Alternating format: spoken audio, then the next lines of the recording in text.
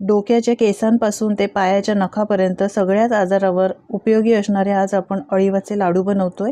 यासाठी 100 ग्रॅम अळीव घेतलेले आहेत। अळीव चांगले साफ करून घ्यायचे। एका पॅनमध्ये 1 चमचा तूप घालून हे अळीव घालायचे आणि चांगले मस्त भाजून घ्यायचे।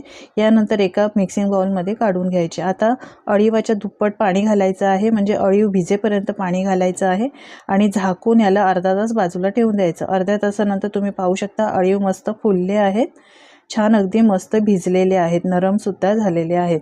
आता पॅन मध्ये 1 चमचा तूप घालून इथे मी 200 ग्रॅम सुकं खोबरं घेतलेलं आहे। सुकं खोबरं चांगलं परतून घ्यायचं आहे मस्त सुगंध येईपर्यंत। यानंतर इथे 50 ग्रॅम किसलेला गूळ घेतला आहे। आता गूळ छान वितळेपर्यंत सगळं व्यवस्थित खोबरं आणि गूळ मिक्स करून घ्यायचं आहे। तर तुम्ही पाहू शकता गूळ छान वितळलेला आहे। आता आपण जे भिजवून ठेवलेले अळीव होते ते घालायचे आहे। 1 चमचा वेलची पावडर आणि थोडंसं जायफळ घालून व्यवस्थित पुन्हा मिक्स करून घ्यायचं आहे।